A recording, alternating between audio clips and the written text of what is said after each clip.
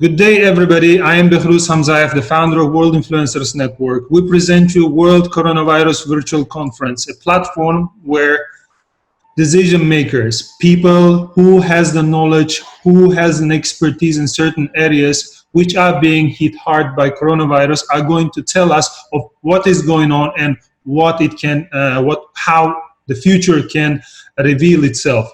So I'm very honored to present you our next speaker. His name is Jamil Salmi.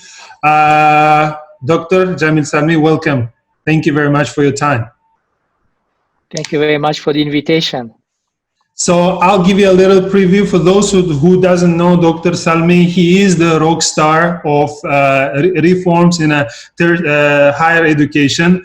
Dr. Salmi is a global expert in tertiary education. He provides policy advisors, consulting services to the government, universities, professional associations, multilateral banks, and bilateral cooperation agencies. Over the past 24 years, Dr. Salmi has provided policy advisors and tertiary education development, financial reform, and strategic planning to the government, universities, leaders in about 100 countries. I think you are one of the very few people who understand the power of education and helped the impact on a reform of higher education in a global scale.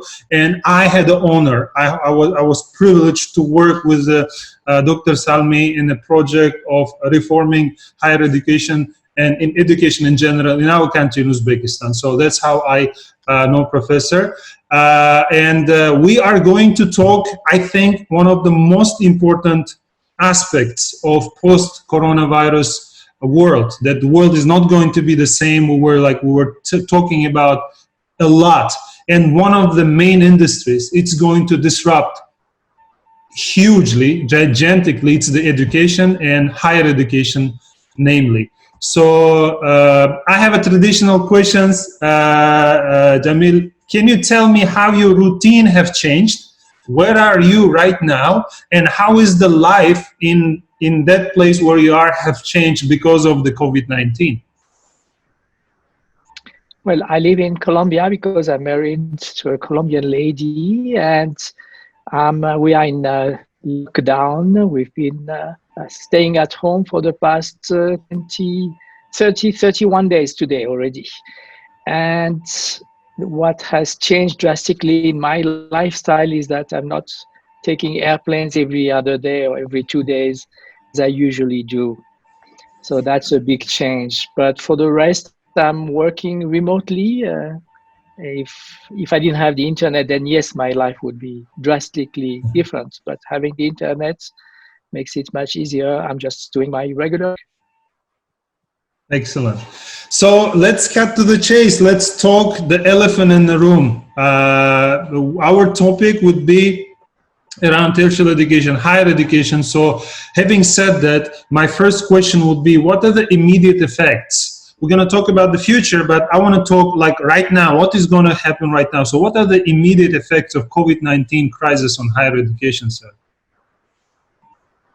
Well, the immediate effect that we are experiencing something we have never experienced is that all of a sudden, within a few weeks, sometimes within a few days, all higher education institutions around the world have closed down.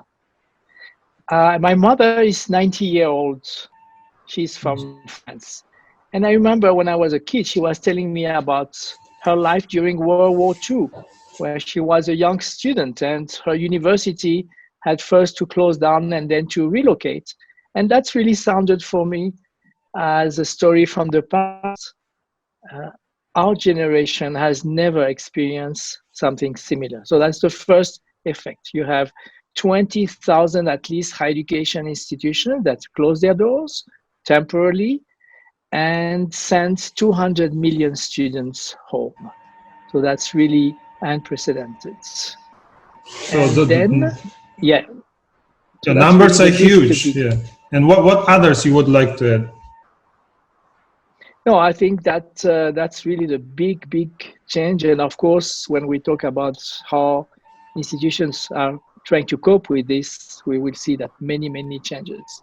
Yeah, so which is leading to my next question. So, how well were universities prepared to deal with such a big crisis, sir? Well, unfortunately, I think everybody was caught and prepared, except for with a few exceptions. And let me talk about you may remember the SARS crisis, Yeah. 2002, 2003. Of course, the scale of the SARS crisis, even though the virus migrated from East Asia to about 30 countries all over the world, even though we had death and sick people all over the world, the scale has nothing to do. I think we had less than 10,000 cases, less than 1,000 deaths. Of course, each death is very important, but compared to what's happening today, unprecedented. And when it happened, some of the countries that were most affected, China or territories like Hong Kong, Taiwan, they had to close down their universities for a few weeks. And they experimented with online learning. And remember, that's almost 20 years back. So EdTech was not as advanced. And yet, some of them have learned some of the lessons. Let me give you an example.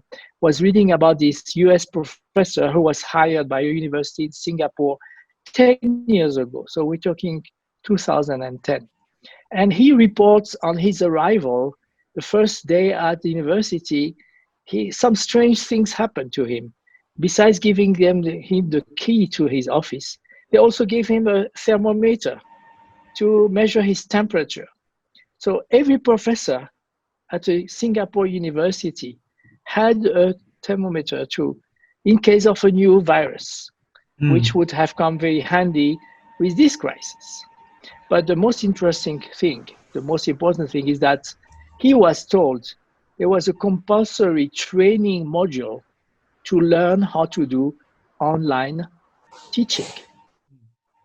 And I think that's something that very few institutions have had.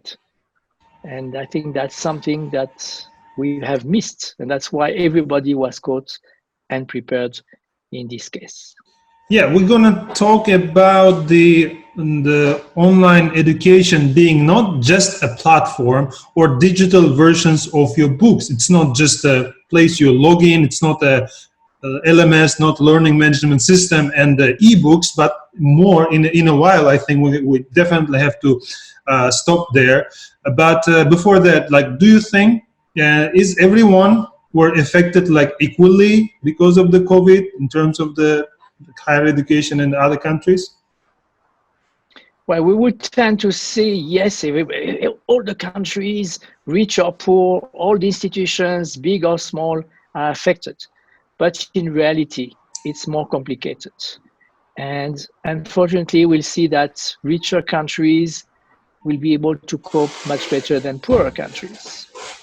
One big element, for example, is access to the internet, but also having financial resources. And then low income students, students from rural areas will be affected much more than the other students. Just a few examples. Even in a very rich country like the US, when from one day to the other, you are told that you have to leave the university where you were staying, you had a room in the residence. Where do you go? Many of the students who are from low income families either have a scholarship or sometimes they have a small job to help sustain themselves. With the crisis, the economy shuts down as well. They lose their jobs. So many students without income to continue. So they may be, even if they can manage to go back home, they may not have the resources to continue being a student. Second, there is a big inequality in terms of access to computers, laptops, tablets, to be able to have a good internet package. And then you have very poor countries in South Asia, in Africa, where the challenges will be immense. I was just on the phone with some colleagues from Sudan, for example, where I did a visit a few months ago. And there, it's not a question of shifting online. because there is no internet. In fact, there is no power most of the day. So they have to think about other kinds of solutions. Yeah, so it's for some countries it's not just the pure online, just because of the bottleneck problem that and the last mile problem. They don't have internet, they don't have an infrastructure, or they simply don't have an access for just hardware, right? So I think I see the point in what you're saying. If we jump to the next phase, I think those questions you're arising and those problems you're arising, leading me to that thinking, saying, okay, how should government react to this? Because the in majority of the countries, education is a part of social package that is like whom, yeah, like for medical purposes and for education, you face to the government because it's too big to deal or give away to a private sector. So majority of the countries, the government is the big brother who's taking care of. So how governments should react in all modern countries as well as emerging markets? Well, definitely government has to take the lead and is taking the lead in many countries.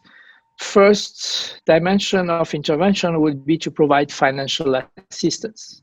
And in fact, we see that in some countries, government have set aside funding for research on the COVID-19 itself. But usually these are the richer governments. So in Canada, in Nordic countries in Europe, in Germany, in the UK, in Australia, money has been set aside for so that universities can work right away in trying to find a cure, or at least the medicine that will act, that will have an effect, and in the longer term to find a vaccine. But also many universities all over the world, even in poorer countries, are busy trying to invent new solutions to help hospitals with protective gear, with face masks, with sanitizer, with ventilators. Even in Colombia, where I live, which is an emerging market, a few universities have pulled their resources together and they are developing a much cheaper ventilator that can be produced very quickly to be shared with hospitals. But beyond the research for the crisis, some governments are already setting aside resources to help universities, because all of a sudden, especially in the countries where you have tuition fees, universities will lose resources. And they have extra expenses today because they want to switch to online education. We'll come back to that perhaps later. So the financial package also may include financial aids in form of scholarships to students. In both the US and Canada, for example, government has declared a moratorium on student loans repayments. So that's the first dimension. The second dimension is to work on the internet infrastructure, especially in the poorer countries. Now, there is something called NREN, National Research and Education Networks, in many countries in the world, and this can be strengthened and they can connect to get the universities connected so that the students will have better access to internet. A third line of intervention has to do with quality assurance and examination, because in many countries we see, for example, that the end of high school examination is going to be cancelled for this year because they don't have the facilities to do it online. So in many countries, or the entrance examination to universities. So how are you going to recruit your students for next academic year? So government has to set up new rules. Some universities are also going through the accreditation process, licensing, etc. In many countries, online education is not viewed favorably. Sometimes you have even hostile regulations against online education. In Peru, for example, the new higher education law, which was published 5-6 years ago, said explicitly that if your PhD has been achieved online, you are not eligible to become the dean of a faculty at a university. So what governments are doing right now in many countries is loosening, making more flexible the rules about examinations, about admission, and about accreditation. And the last area where governments must or can also intervene is trying to help universities with capacity building efforts for for instructors, for professors, to help them learn to switch to online education. In Ghana, for example, in Africa, government has been working very closely with the UK Open University to do this kind of thing. I see. Yeah, basically, we are thinking and we're getting the idea that the help comes in two ways. One is money, giving the financial support, financial aid. Second one is rethinking the framework. Uh, this is what can government do. But what about the universities themselves? What they can do, institutions and universities, how to in order to fight the COVID-19 aftermath? Well, the universities are really at the center of the storm. Imagine that from one day to the other, you have to tell your students we are closing down. And then you tell your instructors, well, you have 1 week to prepare yourself to start teaching online. Now, some universities had experience teaching online, but even when they had experience, only a small proportion of the professors would participate. Now, if you have what is commonly called a teaching and learning services department, you have at least the expertise and you can work fast and hard to train all the teachers who have no experience.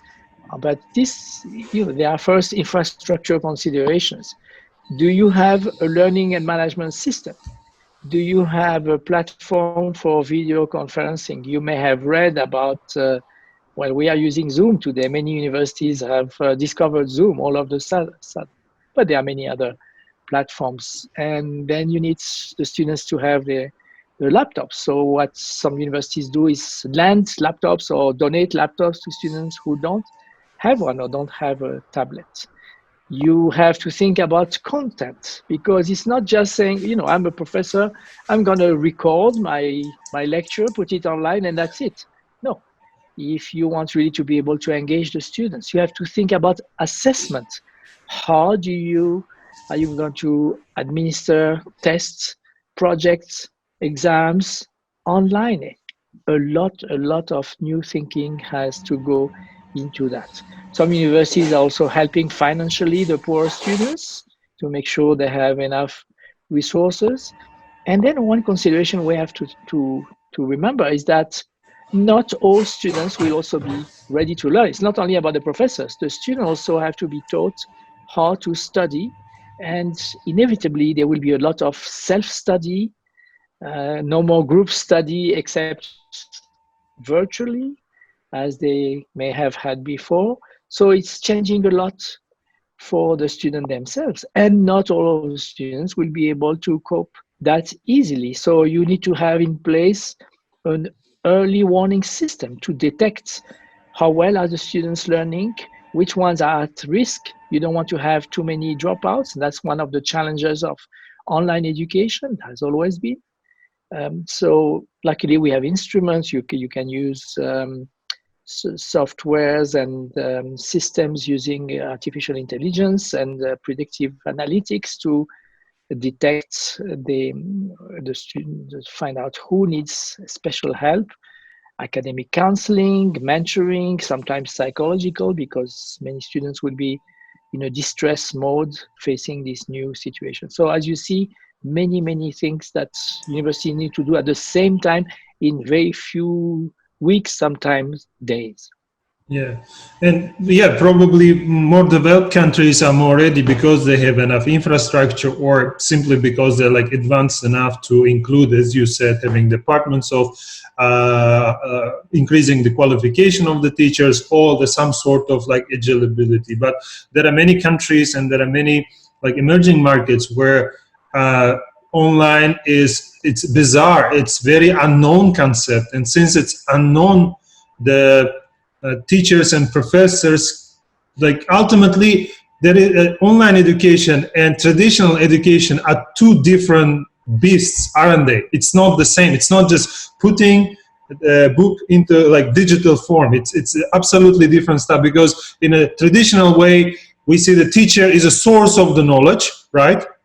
Like in traditional university, professor is a source of the knowledge. So he gives, and in online platform, he's intermediary. He's just in between. He's just giving and like channeling and tutoring. And in that essence, many, just because simply they don't have qualities or know-how, there will be a lot of resistance, especially in an emerging market. So like how to cope it? What is your suggestion to countries like emerging markets? Let's say in Uzbekistan, we don't have an online system of education, especially the higher education, and you, sir, have an expertise because you've been part of the reform that we try to conduct here. So how we can transform the traditional education to online?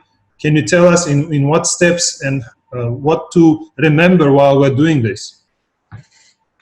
Well, we have to remember that, I mean, there is a positive dimension, is that we have lots of digital resources. We've had universities or institutions producing the MOOCs, these mass online courses that in many cases are free of charge. We can think of edX, which is a partnership between Harvard and MIT. We have Coursera, and many of these institutions are offering their courses free of charge to the entire world. And they don't have courses only in English, but many cases they have in several languages. So professors from all over the world can access these resources. Now, you said something very important, is that the role of the professor is changing. Indeed, the professor of the future, and now we say it's professor of today because of this crisis, has to be, is not the repository of knowledge anymore. The professor, she or he must be a mentor, a guide, a facilitator for a lot of self-learning and group peer learning among the students themselves. So the relationship between the professor and the student is changing. And the idea is that to make the education experience much more active and interactive. And that's maybe a positive that will come out of this crisis, that in many universities, they will be able to implement innovations that in normal times, many people would be resisting. Not only professors, even students. We are seeing with the present crisis that in some countries, students are refusing to move to online learning. In Tunisia, for example, in North Africa, in Chile, in South America, they're saying, no, this is cheap education, this is not equal, and so let's go on strike, we're not going to participate. But if it's seen in a positive way, I think it would be very helpful to transform higher education as we know it. Well, I think you're making very interesting point here. And I think any industrialization or any tweak in the system, first, there will be a resistance. If we remember, I think the second wave of industrial revolution, when machines were replaced by people were going on the strikes, and people like were destroying those machines, saying that they're stealing our job. But it leads to a positive, because they don't have to do those dangerous sometimes work, and they can get higher position, higher education, so they can receive more money and live better. Of course, it comes in a timeline. It didn't happen overnight. So I think it's going to be the same with the higher education, and we shouldn't diminish the online, because, for instance, let's say you're studying online, you have a freedom to work, isn't it? I don't have to go to university and spend 5 or 6 or 10 hours a day at university, come back home. What I can do, I can find a part-time job, do my work, and in my free time, I can do my classes. And majority of the time, I can listen to online classes and etc. Thus, I can actually make money or apply my knowledge to real life. Because there is another problem with the current higher education, is that current education, I'm not going to generalize, but majority of the countries are preparing the students for the future, which not exist, isn't it? Who will need in 10 years the accountants? Who will need lawyers when artificial intelligence, big data, and many other programs or fourth industrial revolution is going to disrupt, and it's going to change a lot of work. And right now, if you see the degrees, they haven't changed for last 60, 50 years. I mean, of course, they're adding, and there are MIT, there are Singularity University. I'm not talking about like cutting edge. I'm talking in a whole batch. So having said that, I think the whole higher education should evolve, and online is a kind of catalyzer. It actually boosts and go as make us go from traditional framework to a new paradigm, isn't it? Indeed, and I think that's where we can see many opportunities that will positively come out of this very sad situation that we are going through now. I see. Thank you very much, sir. And I think that would be, which is leading to my probably more like bigger question here. What are some possible long-term consequences? What do you think will happen in the future? Well, we may see some negatives in, for example, in countries where you have a lot of private higher education institutions, where their main resource is tuition fees paid by the students. With the economic crisis that we are seeing coming at the same time as the health crisis, many families will not be able to afford this private education. So, and also in ironically, countries that have been depending a lot on international students may also be hit. University in the UK, for example, are very worried. In Australia, in Canada. So we maybe see big shifts. Some of these universities having to close down, many students migrating, switching back to public institutions where you don't pay fees, or you have much lower fees. And we'll see unemployed people going back to university or community college in the US or in Canada or in South Korea. So we'll see, sadly, professors who will lose their jobs, administrators from universities. These are the bad consequences that we may face unless governments step in with a good financial package. But then some of the positives that you started to mention is the transformation of the education experience. How we teach and how we learn will undergo massive transformation. And if this is in the shape of innovative curriculum, innovative pedagogical practices, that will be very positive. Not only the curriculum, the pedagogy, but also the assessments. We have still very traditional assessment. Often I visit universities that are doing some innovations, but then when the day of the exams comes, it's still the old style exam, or very often rote learning based, etc. So if we can also evolve from summative to formative assessments, to the next generation of assessment modalities, that will also be a very positive outcome of this crisis. Sir, you were talking about this assessment, and it hits me like, what do you think, how it can be changed, how it can be disrupted, the assessment method? In a couple of words, I understand that it's like quite an extensive agenda, but if you can boil it down, how assessment can change? Because for me, the exam is exam, the only way. And then how else? Like, should I open the business and show how successful it is to show my entrepreneurial the learning that went well, or how we can do assessment? Well, you can work, since this year we're going to experiment with a year without exams in many cases. How about judging the progress of your student based on the projects, the concrete projects that she or he are participating in? I mean, at the end of the day, you really want to learn to assess the learning. You want to assess the competencies that the students have achieved. And there is no better way to assess that than looking how concretely, when they do a project, they are able to use different disciplines, what they've learned in different disciplines, to resolve a problem or to find a new solution, an innovative solution. Some institutions are already operating that way. For me, one of the most interesting one is All-in College of Engineering, south of Boston in the US. And all their learning has already been multidisciplinary, group learning, project-based, solution-based. And there the assessment is totally different than in traditional universities. So the solutions already exist. It's a matter of working them out and extending them to the majority of higher education institutions. So we're going to link down below everything you're mentioning and doing the references. Can you repeat the name of that university in Boston or college in Boston, please?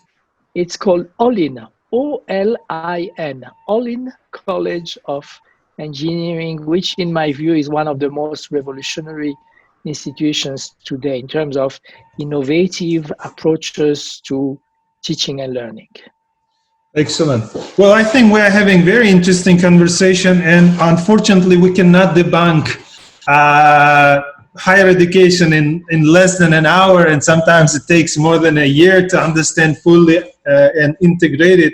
But I think a lot of people are going to get and learn and make necessary conclusions. So in that essence, my last question would be, sir, what would be your message? What is your message in terms and suggestion to governments and higher education institutes in a modern day era, in a light of current pandemic? What would be the list of suggestions you would want to share so the higher education can learn and become better post-COVID-19?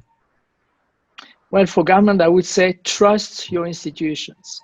When you think about it, universities are places where you have a concentration of highly learned people. So trusting them, respecting their advice. I mean, it's very interesting that now with the COVID-19 crisis that in some countries, sadly, governments don't trust the experts. We've seen it with the late response in the UK. We see it in the US, we see it in Brazil. But in many other countries, this crisis proves without any doubts that we need to trust universities, give them sufficient institutional autonomy, of course with accountability, so that they can operate and find new solutions. And for the institutions themselves, I would tell them, think in terms of contingency planning. Hopefully we're going to overcome this crisis with sad consequences, many dead people, and big damage on the economy, but we'll get out of it. But there will be other crises. So being prepared for that. When you do your strategic planning as a higher education institution, you also need to do contingency planning in terms of financial sustainability and in terms of your education approach. And I think that's one of the big lessons that comes out of this COVID-19 crisis. And within universities, also trust that you have lots of professors with ideas, and the students themselves and the administrators work together towards good solutions to move ahead. Well, I couldn't agree more, and I trust you, sir. You've done incredible work, and you helped many countries around the world to elevate. So we respect your opinion and we respect your time. Meanwhile, please stay safe. I really hope that in the future we can work on other projects. And for time being, thank you very much for your expertise. We're going to link down below all the information that Dr. said, and we can link down below his LinkedIn account, so you can, if you have questions, you can leave in a comment below, so we can forward it to him. So, sir, thank you very much for your time. Take care. Thank you for the invitation. You too. Stay safe.